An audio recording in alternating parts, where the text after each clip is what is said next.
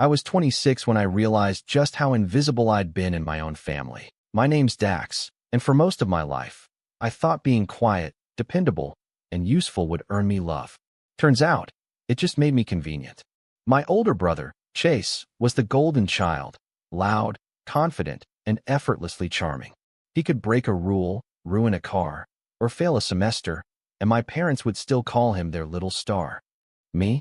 I could bring home a promotion, pay off one of their loans, or fix the leaky roof, and they'd nod absently before asking if I could grab groceries on my way back. That's the kind of dynamic I grew up in, one where effort didn't matter, only spotlight did.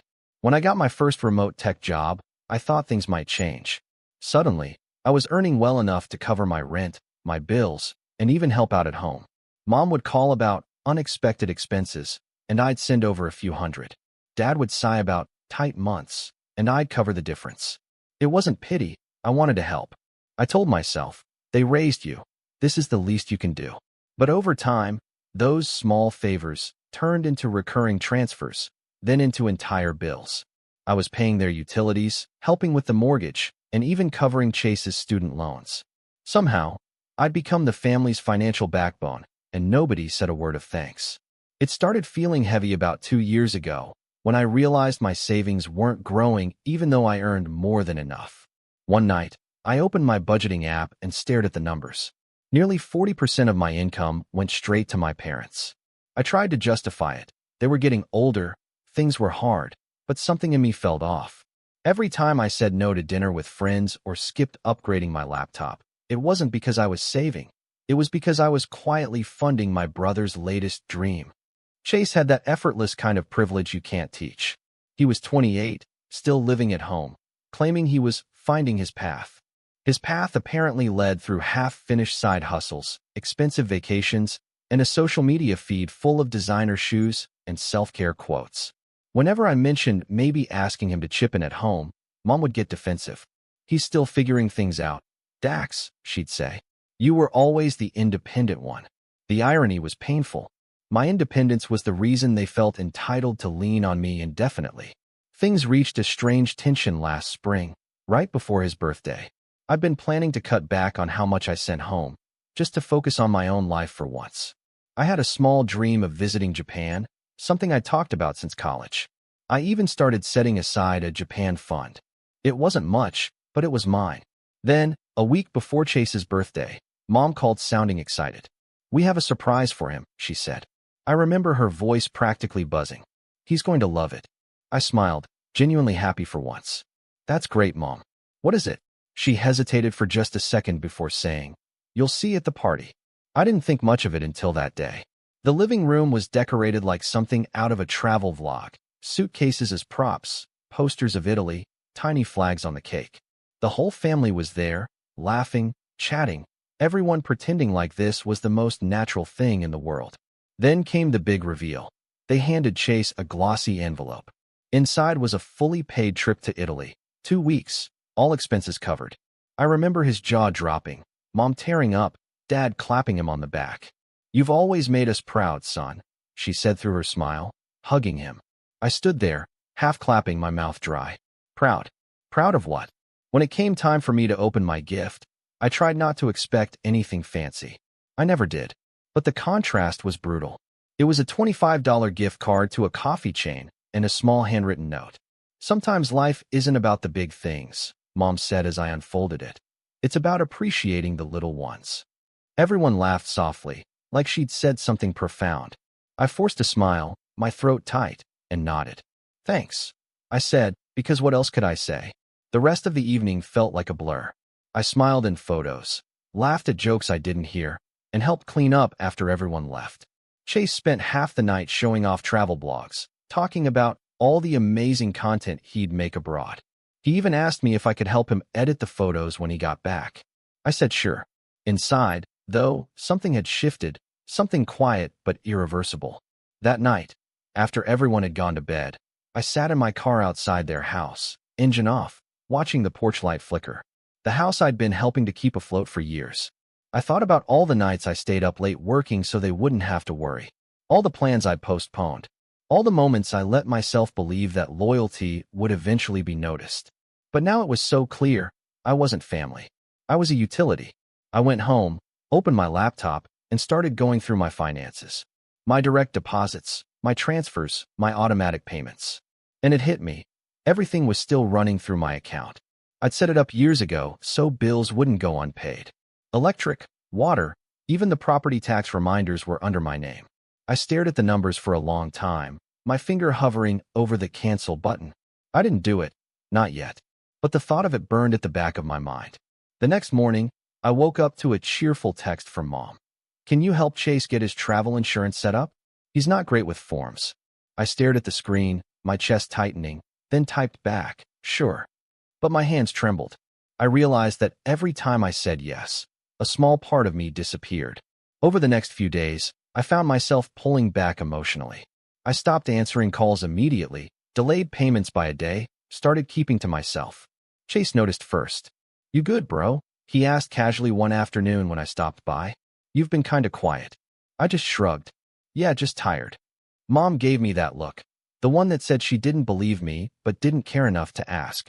When the week after his birthday rolled around, I decided to test something. I skipped transferring the usual utility money. I wanted to see if they'd even notice, or maybe, if they'd just assume something had gone wrong with the bank. 2 days later, I got a message from Dad. "Hey, Dax, looks like the power bill didn't go through this month. Mind checking?" "No, please. No, thank you." Just the expectation that I'd fix it. I typed back, "On it." But I didn't send it. I just stared at the blinking cursor. Something inside me had gone very, very still. That weekend, I went over for dinner, and everything looked the same on the surface. Mom serving food, Chase talking about Rome, Dad half listening while scrolling on his phone. But under it all, something had changed in me. I wasn't angry, not yet. Just empty, detached. Like watching a movie I'd seen too many times.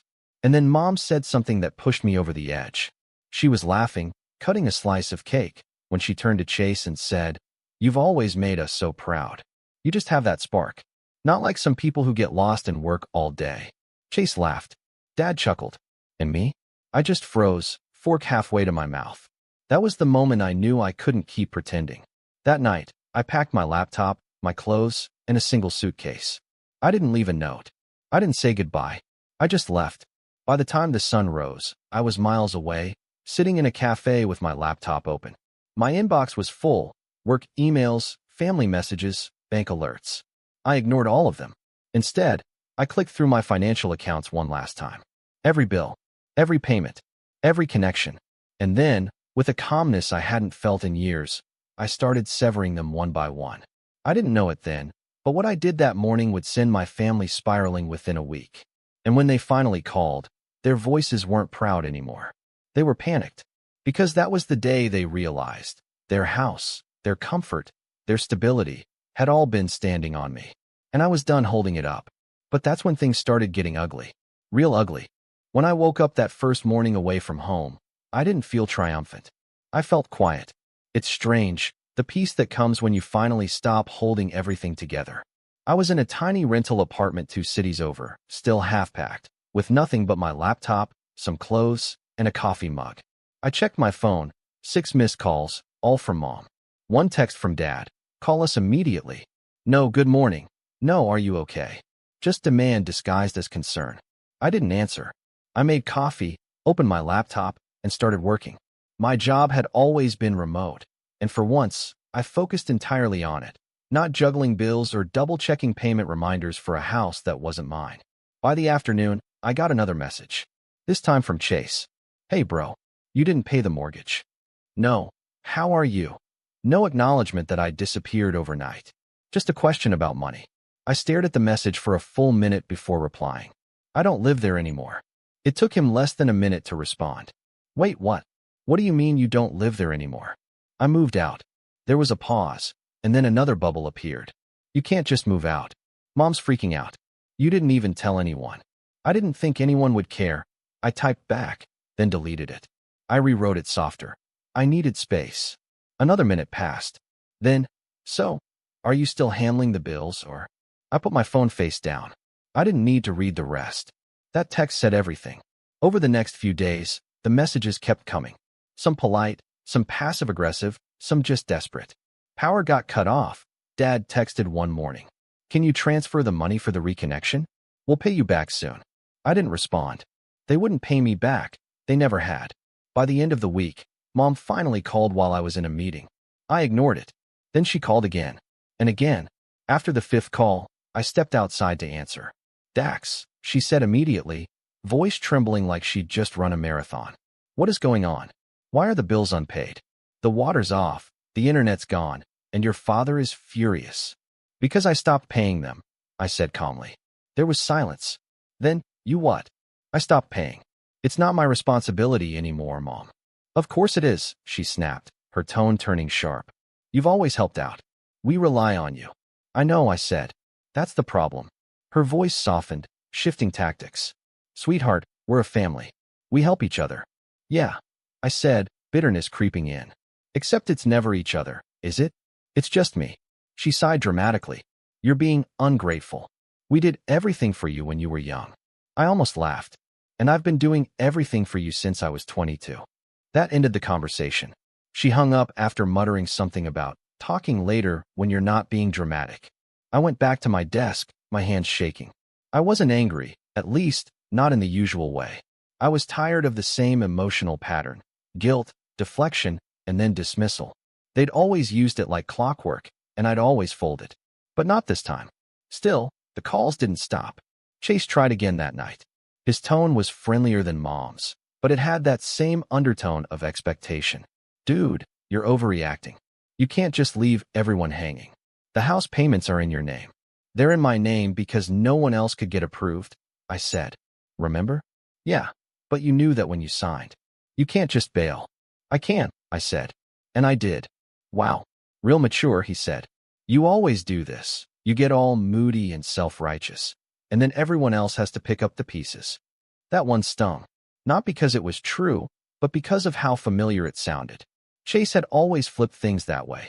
Every time he messed up, I ended up cleaning it up, and he still found a way to make me the villain. I took a slow breath. Chase, I've been paying for everything for years. You've been living rent-free, eating food I paid for, driving Mom's car that I fixed, and I never once complained. Don't tell me about picking up pieces. He scoffed. You think you're better than everyone, don't you? No, I said quietly. I just finally realized I'm not worse. He didn't reply after that. The silence lasted about 2 days before Mom texted again, this time with a photo, her standing in the kitchen, next to a pile of unpaid bills. This is what you've done to us, the message read. We could lose the house. Something about the phrasing hit me. Not, we're struggling, or we need help. It was, you've done this. As if me stopping the bleeding made me responsible for the wound. I didn't answer. But that night, I sat in bed thinking about all the times I'd bailed them out. When Dad's car broke down, I paid for repairs. When Chase got a parking ticket, I covered it because Mom said it'd ruin his credit. When they wanted to remodel the kitchen, I co-signed a loan because you're the only one with a stable job. Every single time, I told myself it was temporary. But it never ended. Now that I'd finally stepped back, they were falling apart. And instead of reflecting on why, they were blaming me. A few days later, I decided to visit unannounced. I told myself it was to grab a few boxes I'd left behind, but deep down, I think I just wanted to see if things had really changed. When I walked through the front door, it was chaos. The house felt smaller, messier, louder. Mom was on the phone arguing with the utility company. Dad was pacing in the living room, and Chase was sitting on the couch scrolling through his phone like nothing was wrong. When they saw me, the energy shifted instantly. Mom hung up mid-sentence and rushed over, her expression melting into practiced relief. Oh, thank goodness. I knew you'd come to your senses. I set my keys down calmly. I'm just here to grab some stuff. Her smile faltered. Dax, please. Let's talk about this like adults. Dad folded his arms. This stunt of yours isn't funny. You're acting like a child. I tilted my head. I'm acting like a child because I stopped paying your bills. You're acting like a child because you're punishing your family, he said sharply. That word, punishing, made something inside me twist. You mean holding you accountable? Mom interjected quickly. We're not the enemy here, Dax. We just need you to understand how much this family depends on you. Yeah, I said quietly. That's exactly the problem. Chase rolled his eyes. Here we go? Mr. Martyr again. I turned to him. You don't get to talk. He laughed. Oh, I don't. You think you're the only one who's had it rough. Yes, I said flatly. You are literally being sent to Italy for free while I get lectures about gratitude. Mom gasped. Don't twist this into jealousy. It's not jealousy, I said, my voice low. It's clarity. For a second, the room went still. I could see in their faces that they weren't hearing me. They were waiting for me to back down. I'd seen that look 100 times before, and it always ended the same way. I'd sigh, apologize, and fix whatever mess they were in. But not this time. I grabbed the last box from my old room, turned around, and headed for the door. Mom's voice followed me. You're really just going to walk away from your family? I stopped at the threshold, hand on the doorknob. No, I said softly. I'm walking away from being your safety net. And then I left. That should have been the end of it. But a few days later, I found out how far they were willing to go to drag me back. It started with my HR department reaching out, saying they'd received a call from someone claiming to be me, asking about my employment verification and income details. My stomach dropped. When I called back to clarify, they said, it was your mother. She said you were applying for a loan together. Except I wasn't. When I confronted her, she didn't even deny it. You've always helped us before, she said. We just assumed you'd still want to. You tried to take out a loan in my name, I said slowly, my voice shaking. Don't be so dramatic, she said. We were just looking into options. That was the first time in my life I hung up on my mother. By the end of that week, I'd frozen my credit, changed my banking passwords, and called my landlord to make sure no one could use my name for anything. My hands were trembling the entire time, but under the fear was something else, a cold, quiet certainty. They weren't just entitled. They were desperate. And I knew, deep down, that they weren't done. Not by a long shot. 2 weeks passed after the loan incident, and I honestly thought maybe, they'd finally gotten the message. No calls, no texts, no surprise knocks at my door. The quiet was almost eerie, but peaceful in its own way. I started sleeping better, eating better, even taking walks after work without the constant dread of another, we need to talk, message. For the first time in years, I felt like my life belonged to me again. But peace never lasts long when someone's used to living off your effort. It started subtly. One afternoon, I got an email from my landlord saying he'd received a concerned call about me, someone claiming I'd been struggling financially and might not be able to make rent. He assured me it wasn't a problem since I'd never missed a payment, but it bothered him enough to mention it. I didn't even have to ask who it was. That night, I called my mom. She picked up on the second ring, her voice overly sweet, like she'd been expecting this exact call. Oh, Dax, how are you, sweetheart? We haven't heard from you in ages. I'm fine, I said evenly. Did you call my landlord? There was a tiny pause, barely a second, but I caught it. Of course not, she said. Why would I do that? I didn't respond. Unless, she continued, her tone shifting into faux concern. Maybe Chase mentioned something? You know how he worries about you. Right, I said. He worries about me. That's why he told my landlord I'm broke. The line went quiet. Then she sighed dramatically. You're overreacting again. We just wanted to make sure you're okay. I'm not your dependent, I said. You don't need to check in with my landlord, my boss, or my bank. Excuse me, she snapped. We've done nothing but support you your whole life, and this is how you talk to me? There it was again, the rewrite of reality. I'd been their crutch for years, but in her version, they were the generous ones. I ended the call before she could twist it further. Still, the paranoia lingered. I changed my passwords again, added two-factor authentication to everything, even told HR to lock my personal info behind a security code. I wasn't angry yet, just cautious. Then came the weekend that changed everything. It was a Saturday morning, early spring, and I was running errands when I got a notification from my bank. Unusual activity detected on your account. My stomach dropped. I opened the app, and there it was, a $5,000 transfer pending to an account I didn't recognize. I froze. Then I saw the name. Chase W. I felt my blood pressure spike. I hadn't spoken to him in weeks. I immediately called the bank and canceled the transfer before it cleared. They confirmed it had been initiated through online access. When I asked how that was possible, the rep said, it came from a device previously used for your account. And that's when it hit me. Months ago, during a family dinner, Chase had borrowed my laptop to look something up. He'd probably seen my password autofilled, maybe even saved it. I'd changed it once since then, but not before he could have linked a device. I sat there in my car, shaking, not because of the money, but because it was him. My brother. The same brother whose Italy trip I had unknowingly funded. The same one who'd never once said thank you for years of handouts. I called him immediately. He answered on the second ring, casual as ever. Yo, what's up? You tried to transfer $5,000 from my account. There was a pause, followed by a laugh. Oh, that? Yeah, I was going to text you. It was just temporary. I needed to pay for something quick. You know I was good for it. I couldn't even speak for a second. You stole from me. Dude, don't make it sound so dramatic, he said. You've always helped out before. It's not a big deal. It is a big deal, I said, my voice trembling now. You went into my account without asking. You used my personal information. He scoffed. You're really blowing this up. Mom said you've been stressed lately. Maybe just take a breath, yeah? That sentence, the way he said it, that calm, patronizing tone, made something inside me snap. I realized in that moment that they didn't see me as a person anymore. I was a walking resource, a bank with emotions they didn't have to acknowledge. I'm done, I said, my voice flat. Don't ever contact me again. He laughed like I'd told a joke. Come on, bro, stop being weird.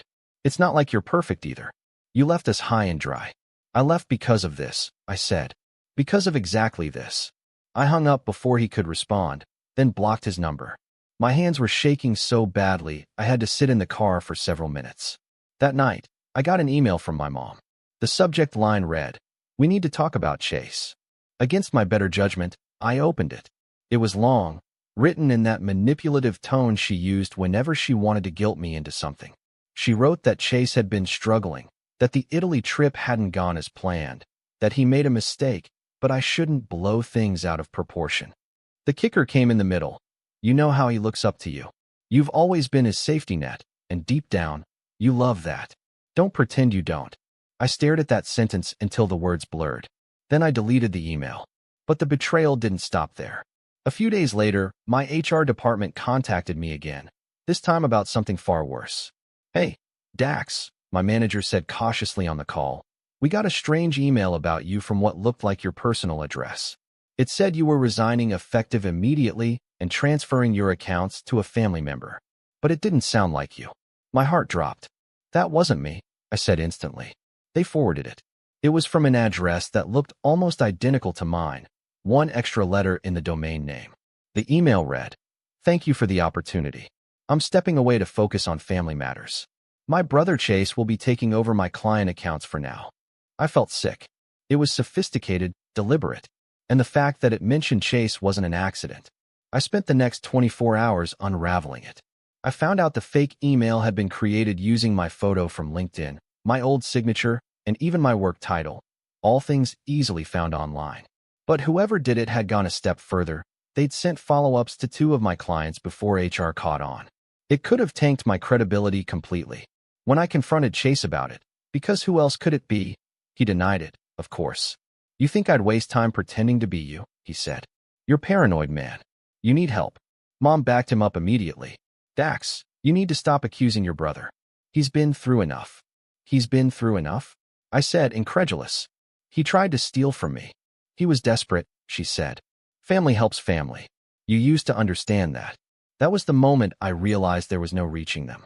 No apology, no confrontation, no logic would ever break through that wall of entitlement. They didn't think they'd done anything wrong. In their eyes, I was the problem, for daring to pull away, for refusing to keep being used. I didn't yell. I didn't threaten. I just went cold. "If you contact my job again," I said quietly, "I'll involve the police." Her voice cracked into outrage. "You'd really call the police on your family?" "Yes," I said, "on anyone who steals from me." I hung up. That night, I sat alone in my apartment, lights off, the only sound the quiet hum of the fridge. I felt hollow, not even angry, just done. You can only get betrayed so many times before it stops hurting and starts clarifying. I backed up every file on my laptop, changed all my passwords again, and locked down every account I had. But even as I did it, I couldn't shake the feeling that they'd already crossed a line that couldn't be uncrossed.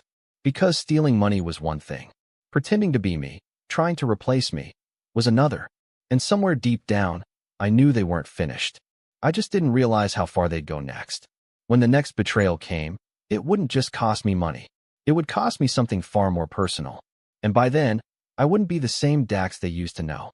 The weeks after the fake resignation email felt like living in a fog. I'd wake up every morning to silence that should have been peaceful, but it wasn't. It was hollow. Every ping from my phone made my chest tighten. I kept expecting another email, another crisis, another attempt to drag me back into their chaos.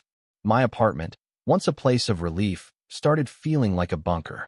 I stopped answering unknown numbers entirely.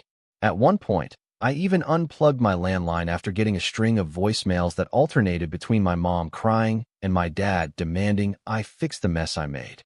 According to them, Chase had lost access to some of his business accounts because of what I'd said to my bank, and somehow that was my fault too. They never once admitted what they'd done. In their version of the story, I was the one who'd betrayed them. But the real blow came a week later. I got home from work one evening, exhausted but trying to keep myself busy, laundry, cooking, anything that didn't involve thinking, when I saw a white envelope taped to my door. My name was written across the front in my mother's handwriting. I froze. For a second, I thought about throwing it away, but curiosity got the better of me. Inside was a printed letter and a photograph. The letter was long, 3 pages, and started with, "We still love you, even if you've lost your way." She went on about family, about forgiveness, about how I'd become cold and ungrateful, how money had poisoned my heart. She claimed they'd only ever acted out of love, that I was misremembering things, that Chase hadn't stolen anything. He'd borrowed from me because he thought I'd understand. And then came the real gut punch. "If you can't be part of this family, we'll have to find a way to protect ourselves. Chase talked to a lawyer, and since the house and utilities are still under your name, we might need to take action to separate our finances legally. I hope it doesn't come to that. Please call us before it's too late." I felt my stomach twist. Then I looked at the photograph. It was an old picture of me at 18, graduation day, arm around Chase, both of us smiling like we actually liked each other. On the back, in her handwriting, was one sentence: "You used to be such a good brother." I sat down on the floor right there in the hallway and just stared at that photo for a long time. There's a special kind of pain that comes from realizing your family doesn't just misunderstand you. They've rewritten who you are in their minds. That night, I barely slept. Every time I closed my eyes, I saw the same image, my family sitting together, eating dinner, laughing, while I sat outside, invisible. Not out of sight, but out of memory. The next morning, I did something I hadn't done in years. I called my friend Tyler. He'd been my roommate back in college, one of the few people who'd seen firsthand what my home life was like. When I told him everything, how Chase had stolen money, how they tried to impersonate me, how they were now threatening legal action, he was silent for a few seconds. "Dude," he finally said, "that's not family. That's a scam with better lighting." I laughed, but it came out shaky. "Yeah, well, it's my scam." "Not anymore," he said. "You need to protect yourself. Talk to a lawyer, lock down your credit, document everything. And most importantly, don't go back there. Not even to talk. That's how they pull you in." He was right. I knew he was right. So I spent the next week doing exactly that. I gathered every document I could, bank statements, transfer logs, even old text messages. I met with a legal advisor through my job's benefits program. She listened patiently as I laid it all out, and when I was done, she said, "Dax, you need to formally remove your name from anything connected to their property. Otherwise, they can still use your information." So I started the process. Mortgage, utilities, insurance, every line that tied me to that house. I began cutting away piece by piece. But of course, they noticed. The first sign came when Dad called me from a new number. I almost didn't answer, but something in me wanted closure. Or maybe just confirmation that I wasn't crazy. The moment I said hello, his voice came through sharp. "What do you think you're doing?" "Protecting myself," I said. "From us," he barked. "We're your parents, Dax. Do you know how this looks? You're making us look like fools." "I'm not making you look like anything," I said. "You did that yourselves." There was a pause. Then his tone changed, lower, colder. "You think you're so much better than us because you make a little money. But don't forget who raised you." I didn't respond, because the truth was, they didn't raise me. They just happened to be there while I raised myself. After that call, something inside me broke completely. Not in an explosive way, more like glass cracking under pressure. Quiet, irreversible. I started drifting through my days. Work became mechanical.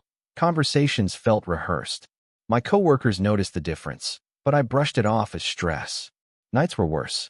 I'd lie awake staring at the ceiling, going over every moment in my head, every red flag I'd ignored. And then came the day that pushed me to rock bottom. I got home from work to find my apartment door slightly open. For a second, I thought maybe I'd forgotten to close it properly that morning. But when I stepped inside, my stomach dropped. Someone had been there. Nothing was stolen. Not exactly. But drawers had been opened, papers moved. My personal mail, which I kept in a small box, had been rifled through. On the counter sat a half-empty cup of coffee from the local cafe 2 blocks away, the same one Chase used to post about on Instagram. I knew it instantly. He'd been here. I stood there in the middle of the living room, my heart pounding so hard it hurt. He'd crossed a line even my parents hadn't. This wasn't about money anymore. This was about control. About reminding me that no matter how far I went, they could still reach me. I called the police, filed a report, changed my locks the same night. The officer was polite but detached, like this was just another line on his clipboard. "Any chance it's a family member?" he asked. "Yeah," I said quietly. "That's the problem." After he left, I sat on the floor surrounded by my scattered things. For the first time, I cried. Not angry tears, just tired ones. The kind that come when you've been strong for too long. In that moment, I realized something that hit me harder than any betrayal ever could. They weren't going to stop because I wanted them to. They were only going to stop when it cost them to keep going. That's when the first spark of resolve flickered to life. I didn't act right away. I didn't scream, or post online, or try to confront them again. I went quiet, methodical. I started documenting everything. Dates, times, screenshots. I set up 2 hidden cameras inside my apartment, just in case they came back. I transferred my savings to a new account at a different bank. And then I started looking into exactly how much of their comfort was still tied to my name. The mortgage, I learned, was technically under my credit line, meaning I could freeze it. The utilities were still linked to my online payment portal, which I could revoke access to. Their internet plan, their car insurance, even some of Chase's phone bills, all traced back to accounts I had opened years ago to help the family. I realized something darkly poetic about it all. They built their life on my foundations. Every luxury they had, every safety net, they didn't just owe me money. They owed me stability. And now, I had the power to take it all back. But I didn't do it yet. Not immediately. Because revenge born in anger is messy. I didn't want messy. I wanted precise. Quiet. Final. So I waited. I kept working, kept saving, kept planning. On the surface, I looked calm again, someone who'd finally moved on. But underneath that calm, I was building something. Not just an exit. An ending. One that they wouldn't see coming until everything they'd leaned on collapsed beneath them. And when that day came, I wasn't going to yell. I wasn't going to gloat. I was just going to walk away, this time for good. But first, I had to watch them unravel a little longer. And they were about to give me the perfect opportunity. Because Chase, he wasn't done making mistakes. And the next one he made would open the door for me to end this whole story on my terms. When the dust finally settled after the break-in, I thought I'd be stuck in survival mode forever. But something shifted in me after that night. Fear had burned out completely. What replaced it was focus. Cold, steady focus. I stopped reacting to everything my family did and started building. Not revenge yet, just stability. I threw myself into work. My company was small but growing fast, a startup that specialized in network security. It felt poetic, in a way, that I spent my days protecting clients from the exact kind of invasion I'd just lived through. I started volunteering for extra projects, late-night code reviews, even helping troubleshoot client systems. I didn't care about overtime. I cared about control. Within 6 months, I'd earned 2 internal promotions. My boss, who used to barely remember my name, started calling me his anchor. The raise that came with it was significant enough to change everything. I upgraded to a larger apartment, furnished it exactly how I wanted, minimal, quiet, clean. Every purchase felt symbolic. The new laptop? Mine. The framed photo of me standing alone at a lake? Also mine. My world had finally stopped revolving around them. For a while, it felt too good to be real. I reconnected with people I'd drifted from, friends from college, coworkers who'd only ever known the quiet, exhausted version of me. They started inviting me to dinners, movie nights, weekend trips. I didn't say yes to everything, but when I did, I actually showed up. No, sorry, can't make it, because Mom needed money for a small emergency. One Friday, after a long week, I met Tyler again for coffee. He studied me for a minute and said, "You look different, like you finally exhaled." "Maybe I did," I said, smiling for real this time. He nodded. "Told you once you stopped feeding them, you'd grow." He was right, but he didn't know how much I'd grown. While my personal life settled, my professional one exploded. My name started circulating in the tech space, small conferences, LinkedIn mentions, even invitations to guest-write cybersecurity articles. I didn't think much of it until a recruiter reached out from a major firm. It was the kind of company I used to dream about, but never thought I'd touch. After 3 interviews, they offered me a salary that tripled what I was making when I'd left home. I accepted without hesitation. The first paycheck from that job didn't just feel like money. It felt like freedom printed on paper. I set up new savings accounts, started investing, even hired a financial advisor. For the first time, my future didn't feel fragile. It felt earned. But success has a way of drawing old ghosts back. The first sign came through social media. Chase had unblocked me, or maybe made a new account, and started liking my posts again. Photos of my workspace, my travels, my new apartment. At first, I ignored it. But then came the message request. "Bro, we should talk. I miss you." It was short, casual, and completely tone-deaf. Like none of the chaos had ever happened. I didn't reply. 2 days later. "Mom said you're doing well. She's proud of you." That one made me laugh out loud. Proud. The same woman who'd accused me of being poisoned by money? Still, I didn't respond. Weeks passed. I started consulting on the side, building small digital tools to automate cybersecurity reports. It started as a hobby, but quickly turned profitable. I named it Sentinel Flow, just a simple platform for small businesses. But to my surprise, it took off. Within a year, I had 3 part-time employees and a few $1,000s a month in recurring revenue.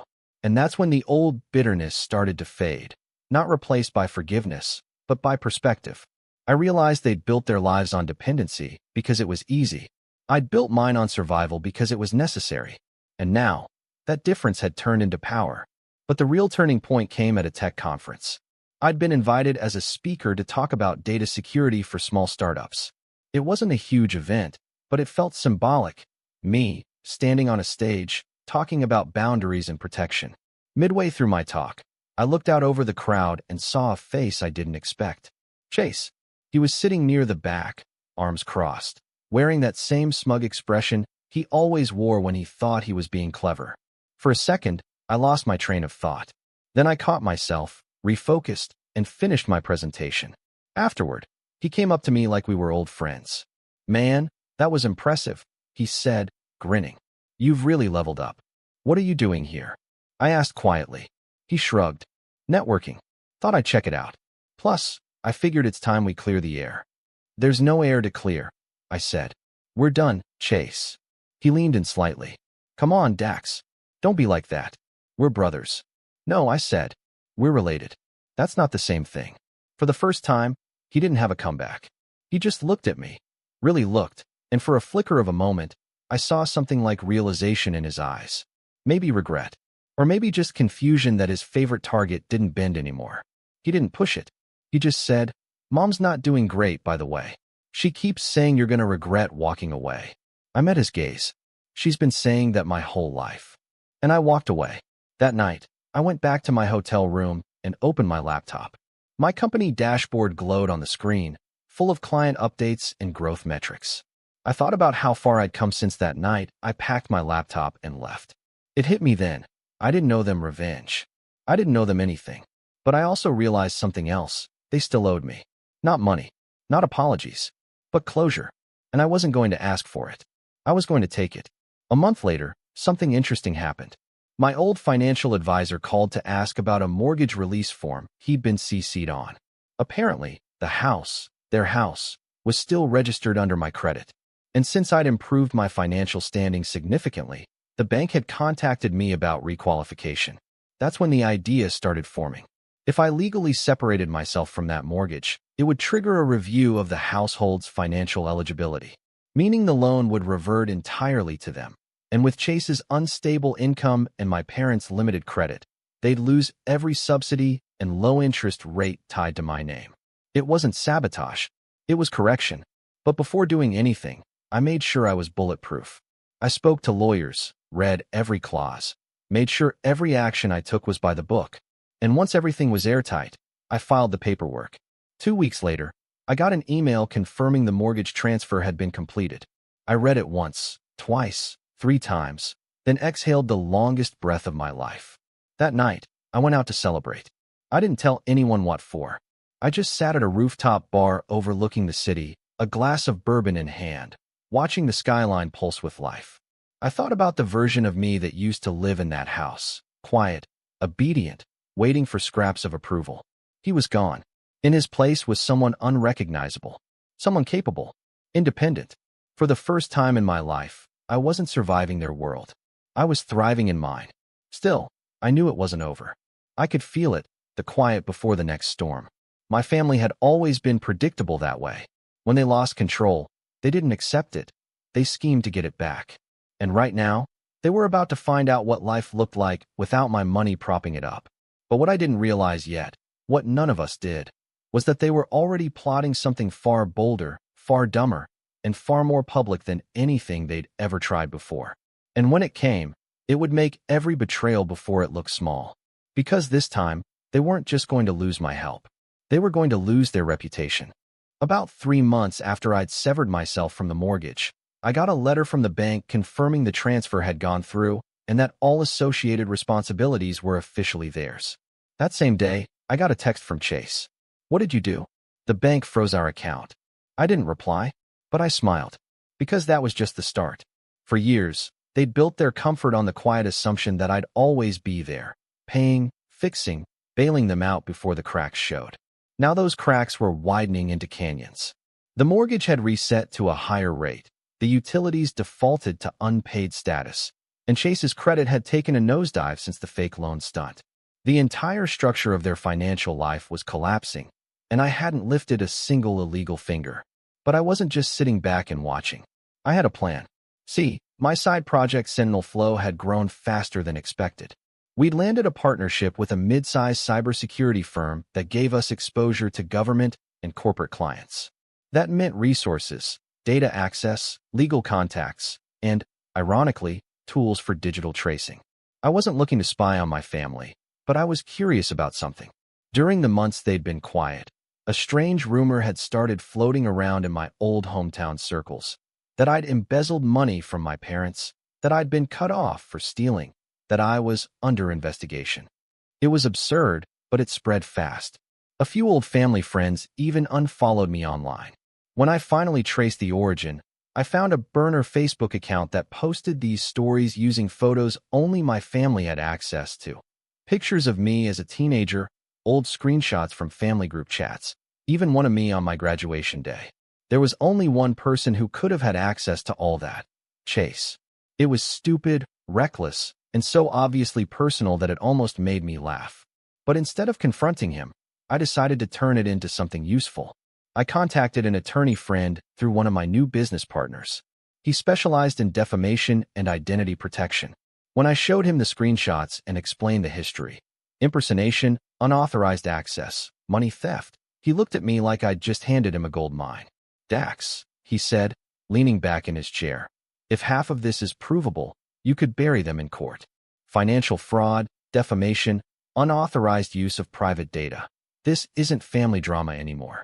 It's criminal." But I didn't want a drawn-out lawsuit. I wanted something quieter and much more permanent. He helped me set up a comprehensive cease and desist package, backed by notarized evidence, and a drafted police report ready to be filed if they so much as breathed in my direction again.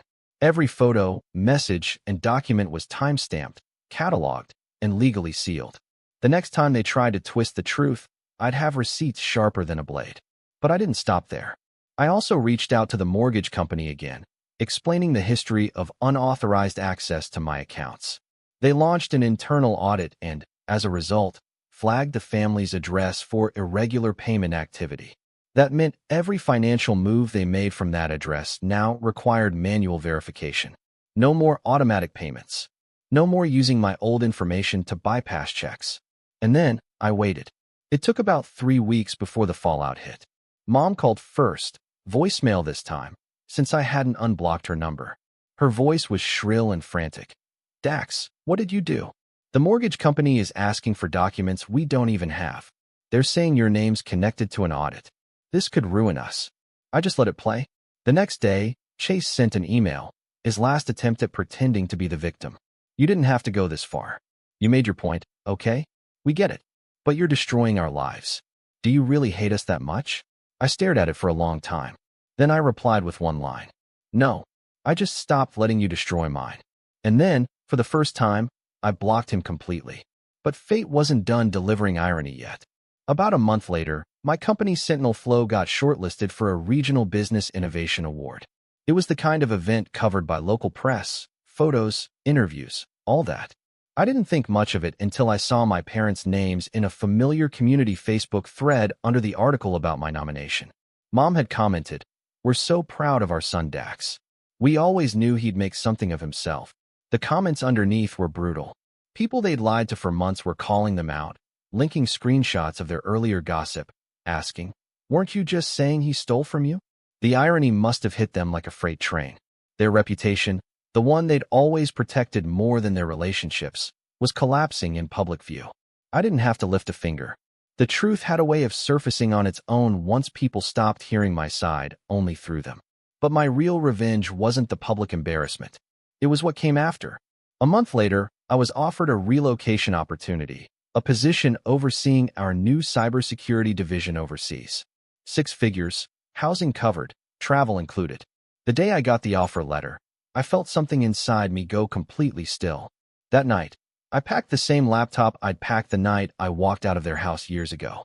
I stared at it for a moment, remembering how that decision had terrified me. Now it just felt right. Before leaving, I made one final move. Through my lawyer, I sent a certified letter to their address, a formal document stating that any attempt to use my name, likeness, or information would trigger immediate legal action, supported by evidence already registered with authorities. The letter also clarified that I was no longer financially or legally associated with them in any capacity. And at the bottom, I added one handwritten line. You taught me to appreciate the little things. Losing me was one of them. I mailed it the day before my flight. The next morning, as I sat at the airport gate waiting to board, I got one last text, an unsaved number, but I knew who it was. We got your letter. You didn't have to do this. I didn't reply. I just smiled, closed my phone, and walked toward the boarding line. When the plane lifted off the ground, I looked out the window and realized something simple but profound. Revenge wasn't about watching them burn. It was about finally feeling light enough to stop carrying the ashes. They'd built their lives around using me. I'd built mine around outgrowing them. And for the first time in my life, they couldn't touch a single part of it. The house they lived in, no longer mine. The money they spent, no longer mine. The person they controlled, gone. And somewhere below, as the clouds swallowed the skyline, I knew they were sitting in that same crumbling house, wondering how everything had fallen apart. The truth was, it didn't fall apart. I just stopped holding it up. But little did I know, there was one final twist waiting, a message that would come months later from someone I never expected, reopening the story I thought I'd already ended. 6 months after I left the country, my life felt almost unrecognizable. The air in the new city was different, crisper, cleaner, lighter. I rented a small apartment overlooking the sea, just 10 minutes from my company's new headquarters. My days were simple but full. Work, morning runs, cooking my own meals, and long evenings watching the sunset from my balcony. The quiet wasn't heavy anymore. It was peaceful. For the first time, I wasn't bracing for impact every time my phone buzzed. The nightmares about Chase breaking into my apartment had stopped. I'd started dating someone, Elena, a data analyst from work who understood the kind of exhaustion that doesn't come from lack of sleep, but from years of giving yourself away to people who never gave back. She never asked too many questions about my family, and I never volunteered more than I wanted to. I thought that chapter of my life was over. Until one morning, while I was reviewing reports with coffee in hand, I got an email from an old acquaintance back home. The subject line read, "You should see this." Attached was a link to a local news article. My stomach tightened as soon as I saw the headline. Local family faces foreclosure and fraud investigation after financial irregularities. There it was.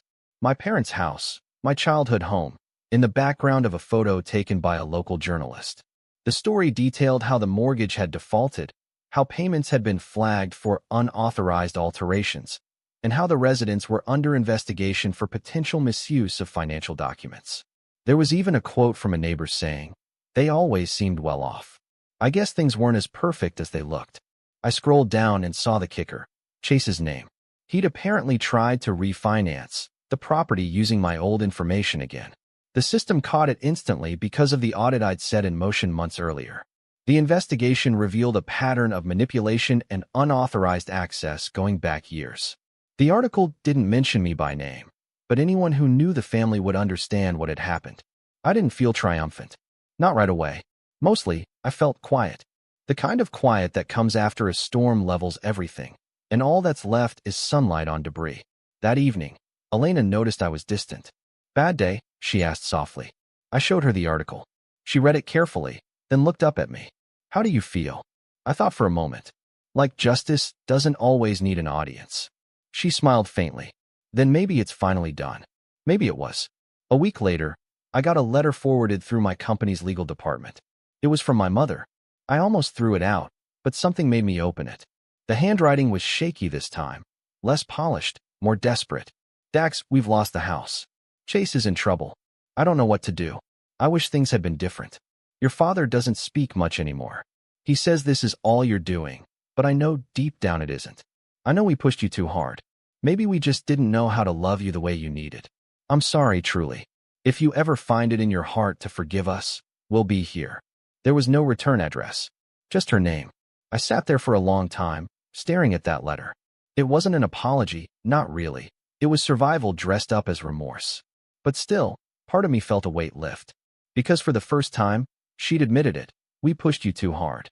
I didn't respond. I didn't need to. Life moved forward, and I moved with it. The company expanded, my side business grew, and I found myself mentoring young programmers who reminded me of me. Quiet, reliable, overlooked.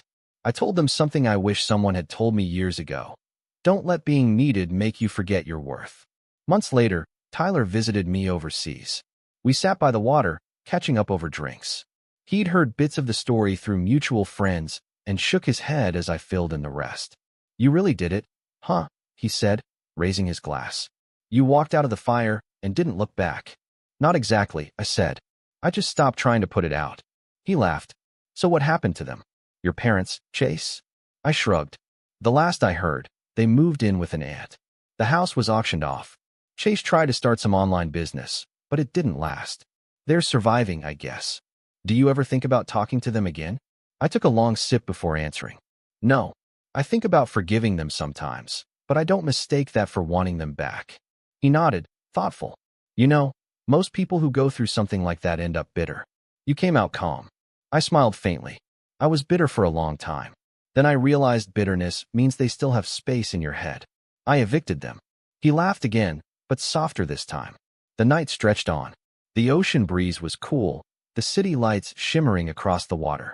For the first time, I allowed myself to think about my parents without anger. I pictured the house, the kitchen where I'd once sat feeling invisible, the night I packed my laptop and left. It all felt like someone else's life now, a story I'd outgrown.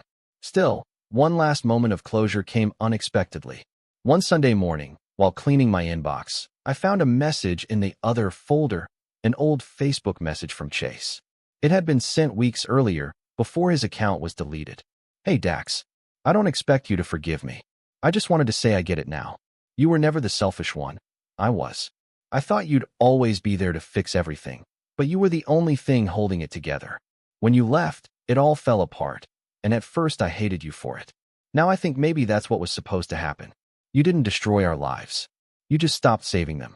I don't know where we'll end up, but I hope you're happy. You deserve it." I sat there for a long while after reading that.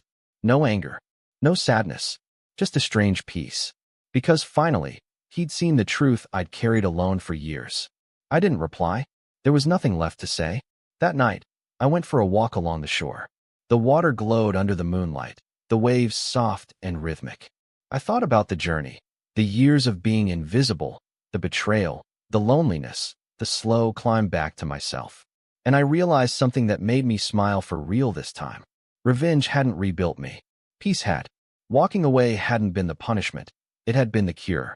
Somewhere across the ocean, in a small town with a foreclosed house, my family was finally learning to live without me. And somewhere here, under a sky full of stars, I was finally learning to live for me. I stopped at the edge of the water, letting the waves wash over my shoes. The air smelled of salt and freedom. I took a deep breath and said softly, to no one, to everyone, I'm done.